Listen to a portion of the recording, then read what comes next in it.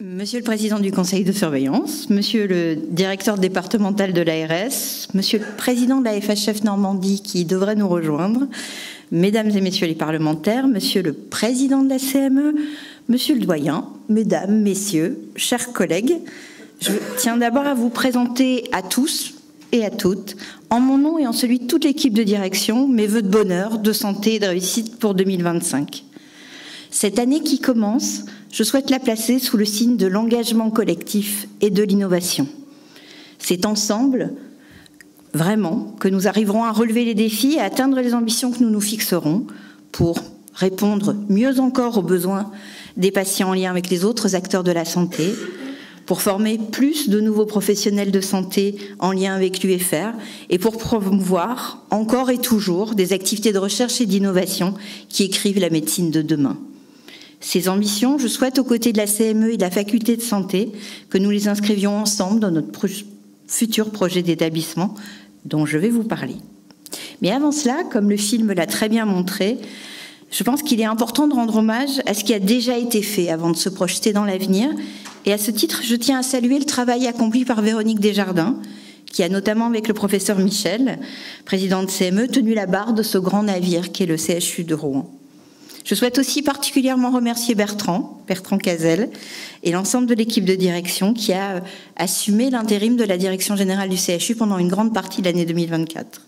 Grâce à lui, grâce à l'équipe, grâce à la CME, cette année 2024, vous l'avez vu, est une année riche de réussites et de projets réalisés. Et je me permets aussi de féliciter à nouveau publiquement le professeur Michel pour sa réélection à la présidence de la CME en toute fin d'année dernière. Leur engagement, en effet, le vôtre, mesdames, messieurs, a permis de mettre en place un grand nombre de projets, vous l'avez vu, pour les années à venir. Et comme la seconde édition de l'appel à projets l'a montré, après les 12 premiers projets de 2023, nous avons sélectionné 9 projets d'activités nouvelles qui ont été choisis cet été et qui sont en train d'être déployés, soit un effort financier du CHU de plus de 2 millions d'euros sur ces 2 dernières années. Et cette semaine, pour ceux qui sont attentifs, on vient de lancer l'édition 2025 pour les équipes dès janvier. Notre volonté d'être plus attractif, d'attirer des talents, a été relayée par toutes les équipes du CHU. Cette formidable mobilisation a porté ses fruits. Nous avons recruté en 2024 comme nous n'avions jamais recruté avant la crise sanitaire. 243 IDE, 164 aides-soignants nous ont rejoints en 2024. Il va falloir aussi poursuivre les mêmes efforts sur certains métiers qui restent en tension, les IBOD, les manips radio, on sait que c'est compliqué. Et il va falloir aussi accompagner l'intégration de ces nouveaux personnels. Et nous avons commencé dès la rentrée et travailler désormais pour ces nouveaux personnels et pour tous les autres à une meilleure fidélisation de nos équipes pour ne pas nous retrouver dans la même situation. Et pour moi, c'est la première priorité 2025, avec un plan de fidélisation ambitieux et multithématique qui est en cours d'enrichissement dans les discussions qui ont lieu actuellement dans les pôles. Grâce à la volonté de tous et à ces recrutements, nous avons pu réouvrir pratiquement tous nos lits fermés. Nous avons désormais moins de 1% de nos capacités fermées au sein du CHU, 96 lits réouverts en 2024, et puis une prochaine réouverture très attendue, là au 1er février, en ORL Maxillo, avec 10 lits qui réouvrent à nouveau. Et remplir ainsi pleinement nos missions de soins, de formation et de recherche. En 2024, nous avons vu le CHU retrouver son niveau d'avant-crise, en volume de séjour, et vu progresser, certes, les activités ambulatoires, mais pas que, les activités d'hospitalisation complète également, et l'activité opératoire a progressé en 2024, car c'est bien là un de nos enjeux majeurs. Mieux accueillir, mieux soigner, mieux travailler ensemble. Je souhaite sincèrement vous en remercier car j'ai pu, dès mon arrivée en septembre, avec cette réouverture de lits qui s'annonçait, mesurer pleinement la mobilisation des équipes soignantes et à leur côté, celle des équipes administratives, techniques, logistiques. Dans un contexte compliqué économiquement, en matière d'organisation, nous avons su trouver des solutions, explorer des pistes d'amélioration pour faire éclore tous ces projets, qu'ils soient médicaux, technologiques ou architecturaux. En 2024, nous avons poursuivi la modernisation de nos infrastructures avec les locaux rénovés de l'AMP qui sont dans Rock, l'installation de la salle hybride dans le bâtiment du Rebec ou l'ouverture de l'unité de soins intensifs respiratoires qui est un prélude à d'autres aventures dès mars 2025 pour l'équipe de pneumologie au sein du bâtiment. L'année 2024 a été aussi une année de forte reconnaissance des expertises des équipes du CHU, notamment dans le domaine des maladies rares. Avec la nouvelle labellisation des centres, nous avons vu 5 nouveaux centres labellisés reconnaissant les missions d'expertise et de référence du CHU. Nos équipes se sont vues confier des PHRC de manière croissante. Et lors de la dernière campagne, 11 PHRC ont été attribués au CHU de Rouen, ce qui le place parmi les 10 premiers établissements en termes de projets obtenus. Nos publications scientifiques progressent, preuve du travail des équipes de cliniciens en lien avec la faculté. Elles ont progressé de 6%. Et en 2024, nous avons réussi à inclure presque 7000 patients dans nos essais. Et enfin, la NSM, vous l'avez vu dans le film, a autorisé le service de biothérapie à assurer la production d'un médicament de thérapie innovante, Carticel, reconnaissance extrêmement rare et obtenue après de très longs mois de travail, monsieur Boyer, que j'ai vu tout à l'heure. Voilà. Et elle devrait nous permettre très rapidement, j'avais encore Lille au téléphone en début de semaine, de fabriquer pour le CHU de Lille ce dispositif, puisque nous sommes associés avec lui dans un essai thérapeutique, ce qui devrait être une première en France. En matière de recherche, nous avons aussi joué collectif et territoire avec la création en 2024 du groupement territorial de recherche clinique avec les centres hospitaliers de Dieppe, du Havre, d'Évreux, d'Elbeuf et celui du Rouvray. Et puis ça a aussi été, vous l'avez vu, une année d'actualisation du projet médical partagé du GHT Rouen-Cœur de Seine. Et puis nous allons, et nous y travaillons activement en ce moment, déployer l'organisation régionale du projet d'ANAPAT territorial avec plusieurs hôpitaux au Normand. Cette année 2024, c'est une année de reconstruction majeure pour le CHU, tant en matière d'offres de soins que de capacités opératoires, d'équipes patiemment reconstituées, que d'équilibre économique certes fragile mais quasi préservé. Je ne vais pas citer tous les projets et la réalisation de toutes les équipes. D'abord, je vais en oublier. Et en plus, mon discours qui est déjà trop long serait absolument interminable. Et vous n'aimeriez pas. Mais je vais en prendre un qui, pour moi, est un exemple de cette année phénix pour le CHU, qui est la greffe cardiaque. En 2024, nous avons su, avec le CHU de Caen, mettre en place une organisation bicite, normande, qui a permis de préserver cette activité qui était en forte difficulté. Et nous avons ainsi réalisé 14 greffes cardiaques, qui était quasiment notre objectif. En vrai, c'était 15, mais 14, c'est tellement bien. Grâce à la mobilisation de nombreuses équipes d'hommes et de femmes qui se sont complètement engagés dans ce défi. Toutes ces actions, projets, réalisations quotidiennes montrent combien le CHU est un organisme vivant, composé tel du corail de milliers d'éléments constitutifs et essentiels. Oui, je veux parler des professionnels du CHU. Vous êtes précieux dans vos compétences, dans votre humanité et dans vos actions quotidiennes au service des patients. Nous le constatons au quotidien et nous le constatons lors des périodes de crise. Sans évoquer le Covid, l'épidémie de grippe d'il y a quelques semaines nous l'a encore montré. Les professionnels savent se mobiliser, l'esprit d'équipe chevillé au corps, et nous l'avons vu lorsque nous sommes passés au niveau 3 de notre plan d'hôpital en tension et qu'il fallut prendre la décision en réunion de crise de faire appel à l'effort collectif. Tout le monde s'est mobilisé, médecins, chirurgiens, équipe pour armer un lit supplémentaire et identifier un lit supplémentaire dans chaque service. Au-delà de cette gestion très solidaire, nous avons souhaité, et je le dis devant l'ARS présente, engager un important travail de fond sur une réelle régulation territoriale partagée en mobilisant plusieurs groupes de travail avec nos partenaires extérieurs, ARS, hôpitaux publics, cliniques, HAD, médecins libéraux, EHPAD. Tous ces engagements, tous ces défis relevés ensemble, tous ces projets réalisés et ceux encore en cours, je ne les oublie pas. Ils sont le socle qui va nous permettre d'appréhender l'avenir toujours collectivement. Et donc cette année 2025, c'est une année de consolidation de nos réalisations et c'est aussi une année de préparation de l'avenir. Pour ce faire, il est impératif de garder le cap, poursuivre nos investissements dans l'avenir tout en veillant à la maîtrise de nos dépenses et à prendre soin de nos ressources. Nous sommes tous et toutes conscients de cela. Donc 2025, année de consolidation et année de co-construction. Consolidation parce que c'est la dernière année du plan 2025, vous l'avez vu, et puis co-construction parce que nous avons commencé dès 2024, dès fin 2024, les travaux de rédaction de notre futur projet stratégique.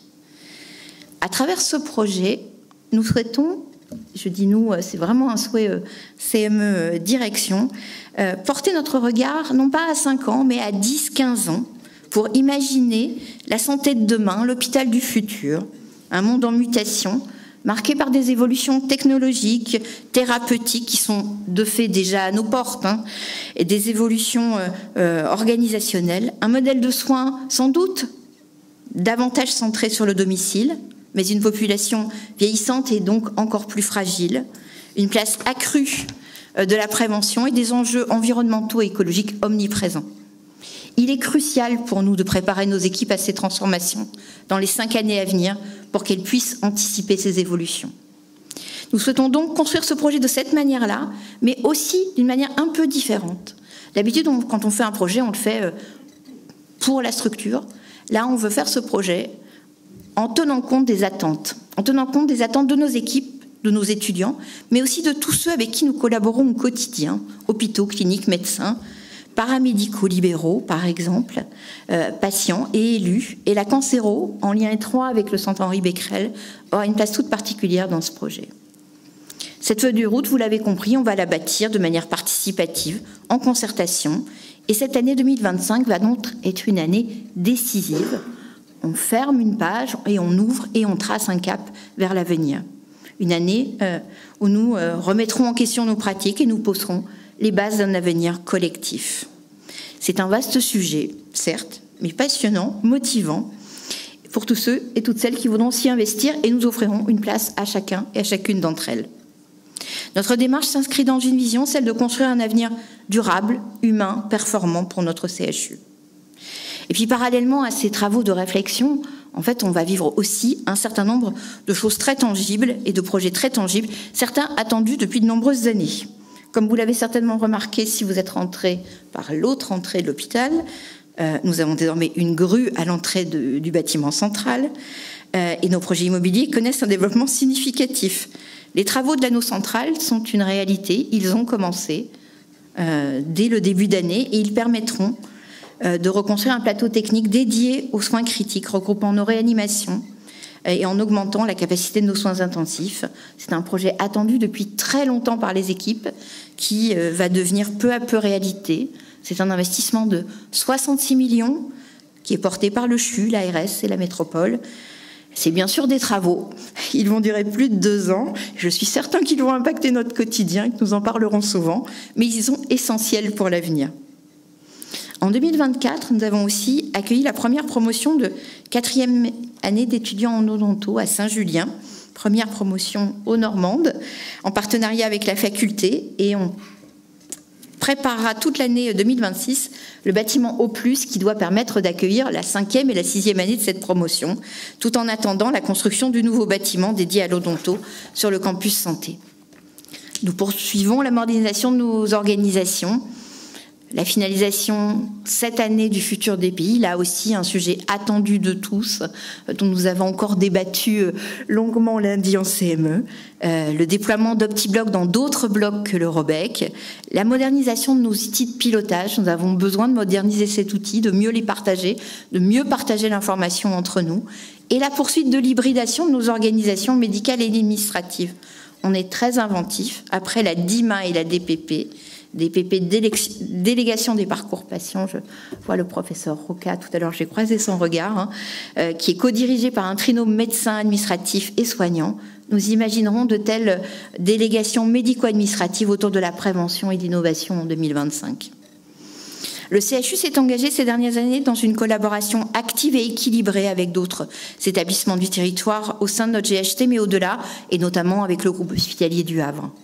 En lien avec le doyen, nous avons porté une vision territoriale de l'universitarisation et contribué ensemble, acteurs de santé, à améliorer la collaboration entre équipes, à graduer les soins et à permettre des accès aux soins en proximité. Nous poursuivrons cette dynamique en 2025 particulièrement avec le CH de Dieppe autour de la gynéco-ops et également avec le centre hospitalier d'Évreux-Vernon, avec qui nous renforcerons des liens déjà très solides. Nous apporterons aussi tout notre soutien aux travaux de l'ARS pour améliorer le recours aux soins urgents et alléger la pression toujours plus forte faite sur notre SAMU et notre SAU, en collaboration avec tous les acteurs de la prise en charge, et notamment les cliniques rouennaises. Je crois que j'ai croisé tout à l'heure le directeur de la clinique Saint-Hilaire. La recherche et l'innovation font partie de l'ADN de notre CHU. Nous contribuerons à soutenir nos chercheurs, à financer les projets innovants, notamment dans les biothérapies, l'intelligence artificielle, le numérique en santé, pour rester à la pointe des avancées. Et cette année, vous l'avez vu, sera l'année du lancement de l'Institut Cribier, l'Institut des valves.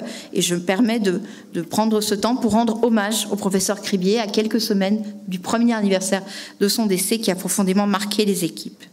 En lien avec nos partenaires, Becquerel, le Rouvray et la Faculté de santé, nous donnerons également un élan décisif à l'Institut normand de médecine de précision,